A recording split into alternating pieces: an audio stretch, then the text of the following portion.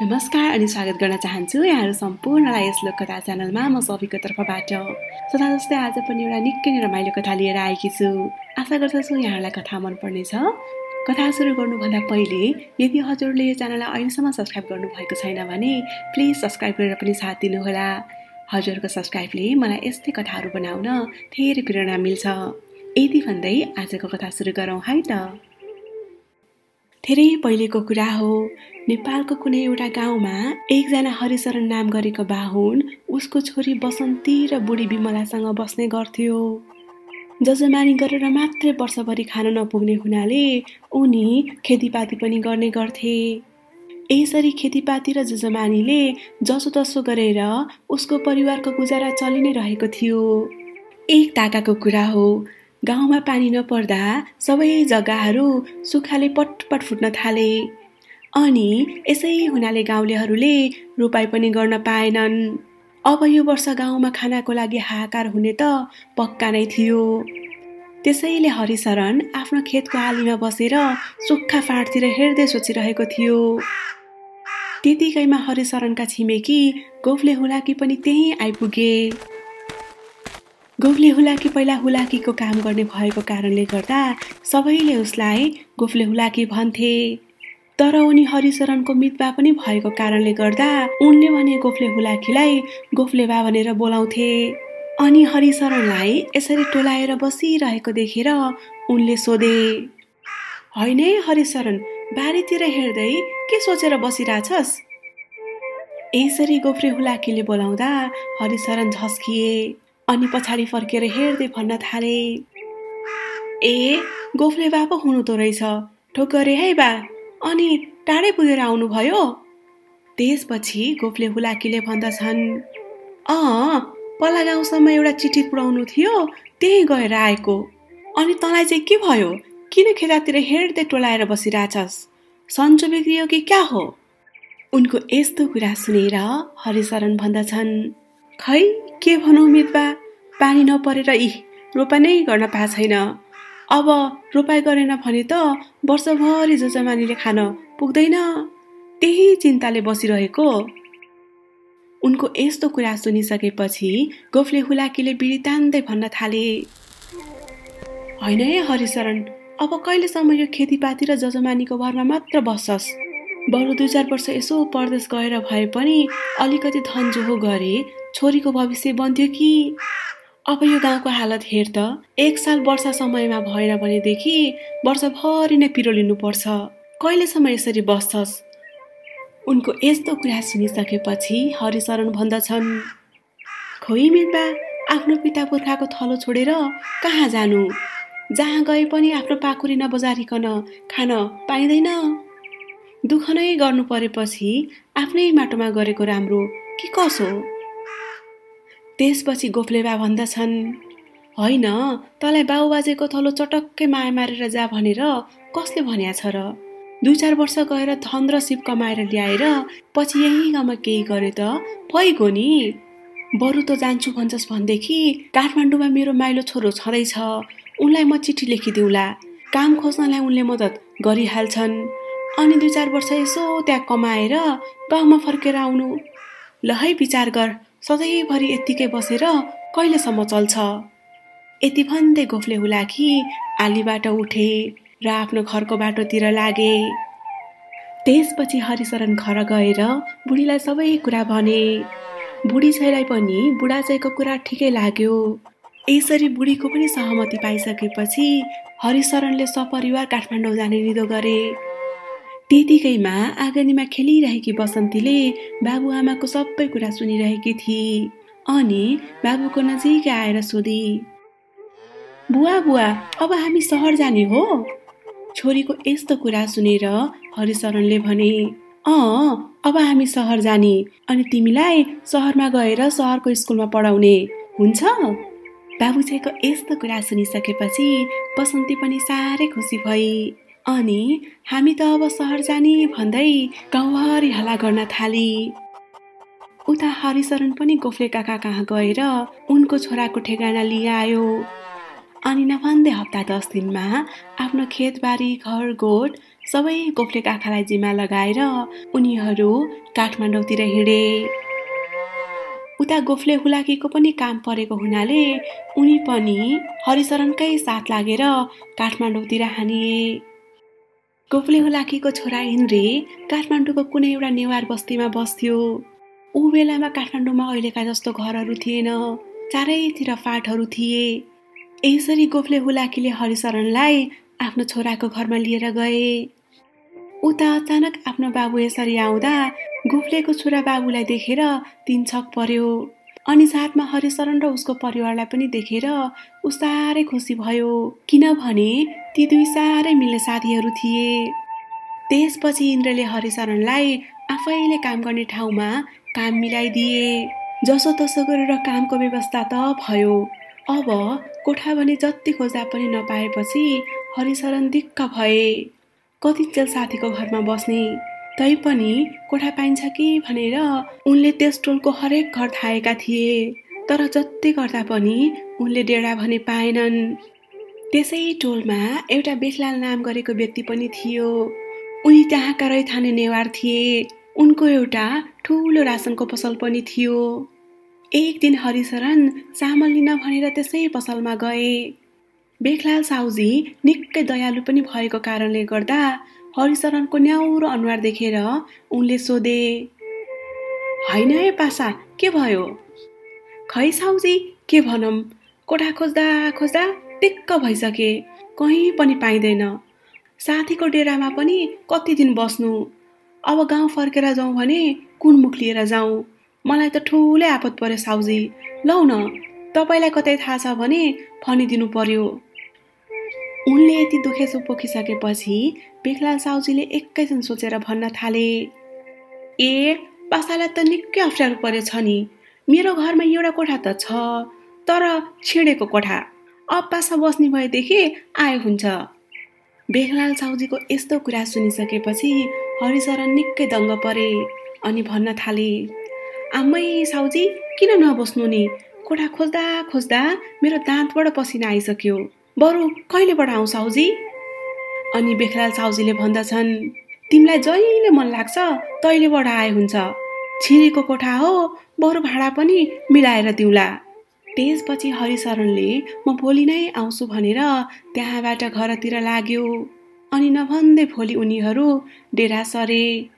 छिरेको कोठा अनि सानो झ्याल, उज्यालो पनि खासै आउँदैन थियो। तैपनि त्यो कोठा पाउँदा उनीहरूलाई स्वर्ग नै पाए जस्तो लागेको थियो। ती बेखलाल साउजीको 11 वर्षको हिरामैया र 7 वर्षको नानुमैया नाम गरेकी दुईवटा छोरीहरू पनि थिए। अनि एउटै घरमा बस्ने भएको कारणले गर्दा बसन्ती उनीहरूसँग साह्रै मिल्न थालिन्। यसरी उनीहरू त्यो घरमा सरेको हप्ता दिन जति मात्र भएको थियो। साँझपख बसन्तीकी आमा भने खाना बनाउन लागेकी थिइन्। बसन्ती खाटमा बसेर खेलिरहेकी थिइन्। साँझ झपक्क परे पनि उनीहरूले बत्ती पनि बालेका थिएनन्। त्यतिकैमा खाटमा खेलिरहेको बसन्तीको कपाल कसैले ताने जस्तो भयो। यसरी एक्कासी आफ्नो कपाल कसैले तान्दा बसन्तीको सातो गयो। अनि ऊ खाटबाट जुरुक्क उफ्रेर आमाको छेउमा गइन् अनि भन्न लागिन्, आमा, मेरो कपाल कसैले तान्यो। त्यसपछि उनकी आमाले भनिन्, होइन, के भन्छ यो केटी? को छ र यहाँ तेरो कपाल तान्नलाई? बा आउने बेला भइसक्यो, खाना पाके छैन, जा बाहिर गएर खेल। आमाले यसरी हकारेपछि उनी बाहिर गइन्। उता बाहिर चोकमा हिरामैया र नानुमैया पनि गट्टा खेलिरहेका थिए। यसरी बसन्ती आएको देखेर उनीहरूले बसन्तीलाई पनि खेल्न बोलाए। त्यसपछि 3 जना केटीहरू मिलेर गट्टा खेल्न लागे। उता बसन्तीकी आमा चाहिँ भने भित्र खाना पकाइरहेकी थिइन्। त्यति नै बेला कोही मान्छे हिँडेको जस्तो आवाज आयो। अनि उसको आमा चाहिँ हेर्दै नहेरिकन कराउन थाली, ए बसन्ती, मैले बाहिर गएर खेल भनेको होइन, अझै यहाँ उफ्रिरहेछेस्? उनले यति भनेपछि त्यो आवाज बन्द भयो। अनि आमा चाहिँले यस्तो टाउको उठाएर हेरेको त त्यहाँ कोही पनि थिएन। त्यसपछि छोरी बाहिर गई होली भन्ने सोचेर उनी फेरि खाना बनाउन थालिन्। उता हिरामैया र नानुमैया भने बसन्तीसँग भन्दै थिए, ए बसन्ती, तिमीलाई थाहा छ अब अर्को हप्ता त हाम्रो बारा गर्ने नि। बाहुनकी छोरीलाई बारा भनेको के हो भन्ने कुरा के थाहा? अनि उनले फेरि सोधिन्, के हो त्यो बारा गर्ने भनेको? अनि ती दुई दिदी बहिनी मध्ये ठुली चाहिँले भन्न लागिन्, तिमीलाई बारा गर्ने भनेको थाहा छैन? अनि बिचरा बसन्तीले भनी, अह, मलाई त थाहा छैन, के हो त्यो भनेको, भन न। त्यसपछि हिरामैयाले फेरि थप्दै भन्न थालिन्, बारा गर्ने भनेको हाम्रो सूर्य भगवानसँग बिहे गर्ने हो के? यसरी बारा गर्दाखेरि हामी 12 दिनसम्म एउटा कोठाभित्र बस्नुपर्छ। अनि कोही पनि केटा मान्छेको अनुहार हेर्नु हुँदैन र सूर्य भगवानलाई पनि हेर्नु हुँदैन। जब 12 दिन सकिन्छ हामीलाई बाहिर निकाल्छन् अनि सूर्यनारायणसँग विवाह गराउँछन्। हिरामैयाको यस्तो कुरा सुनेर बसन्ती 3 छक परिन्। उनले अहिलेसम्म यस्तो कुरा कहीँ सुनेकी थिइन। त्यतिकैमा हिरामैयाको कुरा काटेर नानुमैयाले भनिन्, ए बसन्ती, तिमी पनि हाम्रो बारा गरेको बेलामा हामीलाई भेट्न आऊ है। हामी त बाहिर निस्किन हुँदैन अनि हामी घरभित्र बसेर गट्टा खेलौँला। हाम्रो अरू साथीहरू पनि आउँछन्, रमाइलो हुन्छ। नानुमैयाले यति भनिसकेपछि बसन्तीले पनि हुन्छ भनिन्। तर उनलाई मनमा भने निकै कौतूहल त लागिरहेको थियो। त्यसपछि उनीहरू फेरि खेल्नतिर लागे। अनि साँझ झमक्क भएर रात पर्न लागिसकेपछि आमा चाहिँले बसन्तीलाई भित्रबाट बोलाइन् र सबैजना आफ्नो घरमा लागे। यसरी नै हप्ता दिन जति बितिसकेपछि हिरामैया र नानुमैयाको बारा सुरु भयो, जसले गर्दा उनीहरू बसन्तीसँग खेल्नका लागि चोकमा आएनन्। अनि बसन्ती आफै उनीहरूको घरमा गइन्। यसरी साथीलाई अगाडि देख्दाखेरि हिरामैया र नानुमैया पनि निकै खुसी भए। त्यसपछि उनीहरू सबै बसेर गट्टा खेल्न थाले। त्यतिकैमा हिरामैयाले भनिन्, ए बसन्ती, आऊ अब बुकुवा लाऊ। यति भनेर हिरामैयाले बुकुवा निकाल्न गई।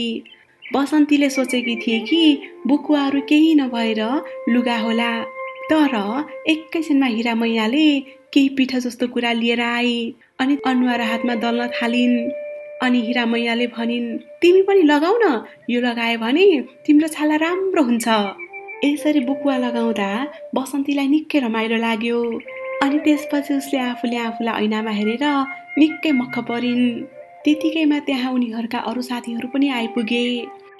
उमेरले ती केटीहरू बसन्तीभन्दा निकै ठुला थिए। अनि उनीहरू आएर भन्न थाले, ए हिरामैया, अब ख्याक बोलाऊ।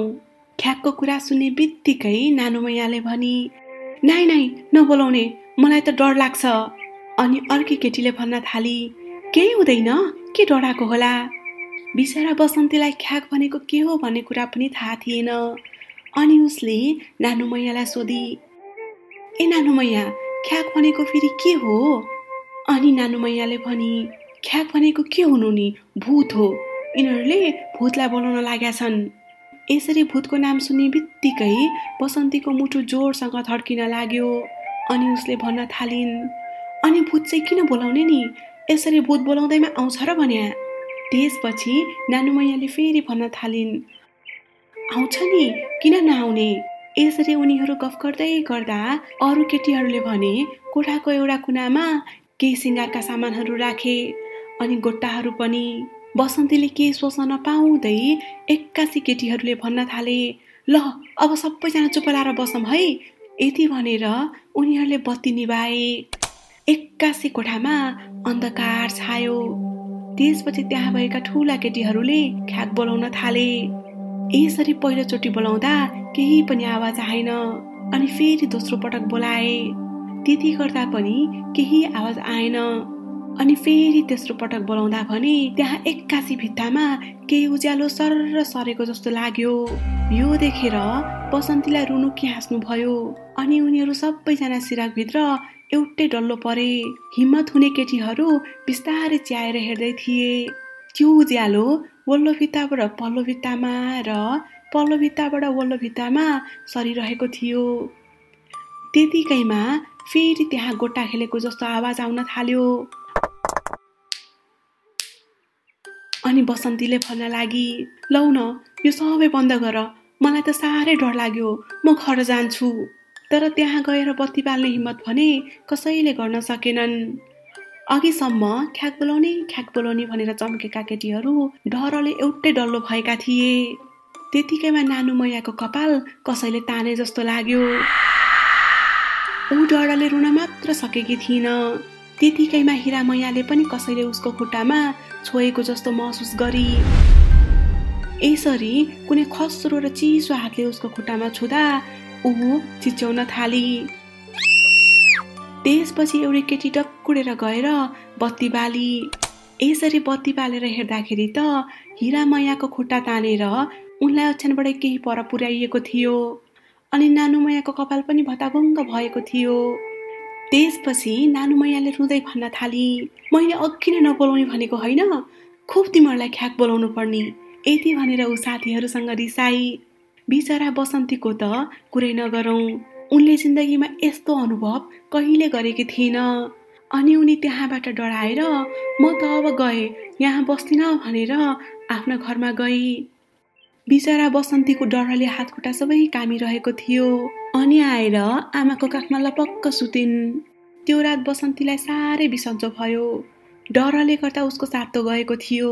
त्यसैले उसलाई हन्हन्ती ज्वरो पनि आयो। जब मध्यरात भयो बसन्ती एक्कासी निन्द्रामा कराउन थाली, आयो आयो मलाई समाऊ, आयो आयो मलाई लग्न लाग्यो। यति भनेर ऊ फेरि बेहोसी जस्तो भई। रातभरि यही प्रक्रिया चलि नै रह्यो। उसको आमा बाबुलाई के गर्ने के नगर्ने केही सुझबुझ भएन। जब भोलिपल्ट बिहान भयो बसन्तीको आमा बाबुले उनलाई डाक्टर कहाँ लिएर गए। तर डाक्टरको औषधिले उनलाई पटक्कै छोएन। उनको ज्वरो 20बाट 19 पनि भएन। उता बसन्ती भने निन्द्रामा अनेकौं थरी भनेर बडबडाउँथी। कहिले म जान्न भन्थे त कहिले म नखेल्नी भन्थिन्। जब मध्यरात भयो हरिशरणलाई पटक्कै निन्द्रा लागेको थिएन। त्यसपछि ऊ हातमा चुरोट सल्काएर ओछ्यानमा पल्टिरहेका थिए। चुरोटको सर्को लिँदै छोरीको चिन्ताले ऊ के सोचिरहेका थिए। मध्यरात हुनाले चकमन्न थियो। एक्कासी बाहिर कुकुरहरू भुक्न लागे। कोठामा बत्ती मारेको हुनाले अँध्यारो थियो। केवल उनको चुरोटको पिलपिल उज्यालो मात्रै थियो। उता बुढी र छोरी भने निदाइरहेकी थिए। त्यतिकैमा एक्कासी कोठाको बिचोबाट पिलपिल उज्यालो आयो। यो देखेर हरिशङ्कर झस्किए। तैपनि उसले मन डह्रो बनाएर त्यो उज्यालोलाई हेरि नै रह्यो।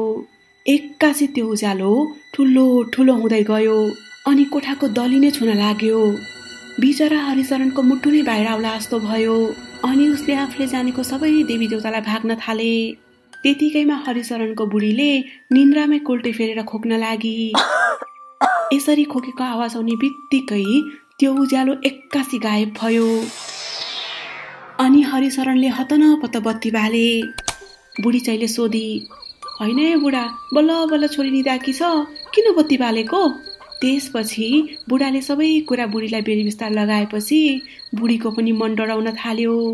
अनि उनीहरू रातभरि सुतेनन्। बिहान मिरमिरे उज्यालो हुने बित्तिकै हरिशरण बुढी र छोरी लिएर आफ्नो साथी इन्द्रे कहाँ गयो। इन्द्रेले एकजना तामाङ धामी चिनेका थिए। त्यसपछि उनले हरिशरणलाई त्यही लिएर गए। ती तामाङ धामी निकै जान्ने थिए।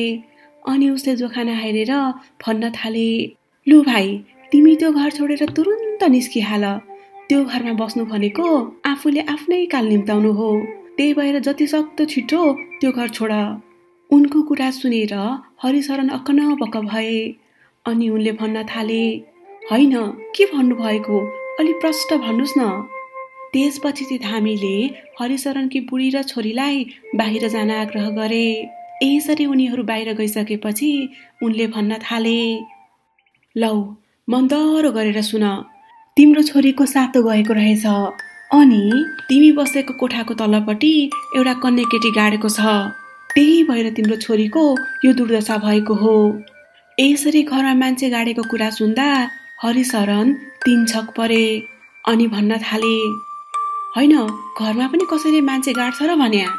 त्यसपछि धामीले भन्दछन्, गाड्छन् नि, किन नगाड्नु, यो हाम्रो गाउँघर हो र यो नेवार बस्ती हो। अनि उनीहरूको आफ्नै चलन छ। साँच्चै तिमी कसको घरमा बस्छौ भन भन? कसको हुनु बेखलाल साउको घरमा? यसरी बेखलाल साउको घरमा बस्ने भनेर थाहा पाउने बित्तिकै थामीले सबै कुरा बुझे अनि भन्न थाले, अब सायद बेखलाल साउले तिमी डराउलौ भनेर नभनेको पनि हुन सक्छन्। आजभन्दा 3 वर्ष अगाडि बेखलाल साउको जेठी छोरी गुफा राख्दा मरेकी थिई। बिचरी साह्रै राम्री केटी थिई। अब तिमीलाई थाहा छ कि छैन कुन्नी, नेवारी केटीहरूको यसरी बाह्र गर्दाखेरि यदि केही गरेर मरिहाले भनेदेखि बाहिर निकाल्नुहुन्न अनि जहाँ मरेको हो त्यसै कोठाको तलपट्टि गाड्नुपर्छ। अनि यसरी गाड्दा लोग्ने मान्छेहरूले केही पनि गर्नु हुँदैन। सबै काम कुरा स्वास्नी मान्छेले नै गर्नुपर्छ। नपत्याए तिमी घर गएर माथि दलिनमा हेर्नु, तिमीले त्यहाँ गोलो काटेको घेरा पाउँछौ। ल मैले भन्नुपर्ने र गर्ने कुरा सबै गरिदिएको छु। अब जति सक्दो छिटो त्यो घर छोडेर अन्तडेरा सर अनि फेरि छोरीलाई फुक्नका लागि भोलि लिएर आउनु। थामीको यस्तो कुरा सुनिसकेपछि बिचरा हरिशरण अक्क भए अनि हुन्छ भनेर त्यहाँबाट निस्किए। यसरी निस्किएर उसले आफ्नो छोरी र बुढीलाई इन्द्रेको घरमा लगेर राख्यो अनि सामान लिन भनेर आफ्नो डेरामा इन्द्र र ऊ गयो। यसरी जाँदा उनले आफ्नो घरको माथि दलिनमा टाउको उठाएर हेर्दा दलिनमा गोलो गरेर काटेको घेरा देखे। यो देखेपछि उनको सातो गयो अनि हत्तनपत्त उनीहरूले आफ्नो सामान पोको पारेर कोठामा ताला लगाए। यसरी ताला लगाउँदा कोठाभित्रबाट कोही रोएको आवाज आयो। त्यसपछि उनीहरू त्यहाँबाट कुलेलाम ठोके। यसरी इन्द्रेको घरमा सामान राखी होरी हरिशरण बेखलाल साउको पसलमा गए र सबै कुरा उनलाई भने। हरिशरणको कुरा सुनिसकेपछि बेखलाल साउले भने, मेरो छोरी मरेदेखि त्यो कोठामा कोही पनि बसेको थिएन। जब तिमीलाई कोठाको खाँच्चै पर्यो भनेर भन्यौ त्यसपछि किन होला र भनेर दिएको। यस्तो हुन्छ भनेर थाहा पाएको भएदेखि त मैले कहाँ दिन्थे र। उनको यति कुरा सुनिसकेपछि हरिशरणले भने, ठिकै छ साउजी, केही भएन, मैले सबै सामान त्यहाँबाट हटाइसके। अब अन्तै डेरा खोज्छु, बरु यो तपाईँको 10 दिनको भाडा लिनुहोस्। यसरी हरिशरणले भाडा दिँदाखेरि उनले भाडा लिन मानेनन्। त्यसपछि हरिशरण 2-4 दिन इन्द्रकोमै बसेर अन्तडेरा खोजेर सरे। यसरी त्यो घर छोड्ने बित्तिकै बसन्तीलाई पनि ठिक भयो। कस्तो लाग्यो त हजुरलाई आजको कथा? कृपया कमेन्टमा मेन्सन गरिदिनु होला। अनि यो च्यानललाई अहिलेसम्म सब्स्क्राइब गर्नुभएको छैन भने प्लिज सब्स्क्राइब गरेर पनि साथ दिनुहोला। हजुरको सब्स्क्राइबले मलाई यस्तै रमाइला कथाहरू बनाउन अझै प्रेरणा मिल्छ। हस् त, यति भन्दै अहिलेलाई पनि बिदा चाहन्छु। बिदा दिनुहोस्। नमस्ते।